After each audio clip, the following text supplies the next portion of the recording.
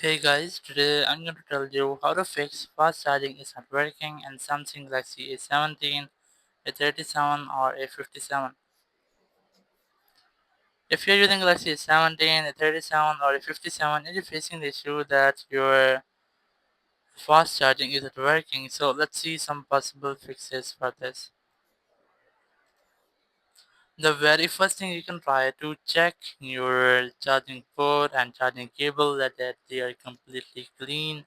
Your charging port or your charging cable is not physically damaged.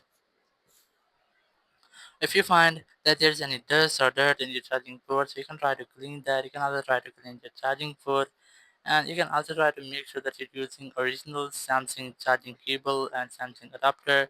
After that, you can go to settings, app here, go to battery, go to charging settings, and here you have to make sure that you're in charging settings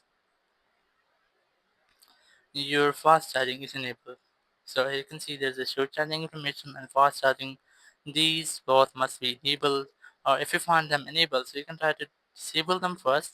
Just wait for a few seconds, like 10 to 15 seconds, and then retry to enable them. It might also have a great refresh in them, and once you have done, you can retry to check if it fixed your issue or not. If it's still not working for you, so you can go to software update and just make sure that your software is up to date. You have to also make sure that your phone is cooled down, your phone is not overheating, or you are not using your phone on charging. If you're using your phone on charging, so just avoid to use your phone while it's on charging, and you have to also try to let your phone cool down and then retry to charge it. Or there's one more step you can do to open your dialer. Dial the number which is star hash 9900 hash. It will open system section here. Scroll down. You'll see battery stats reset. Click on it. Then click exit.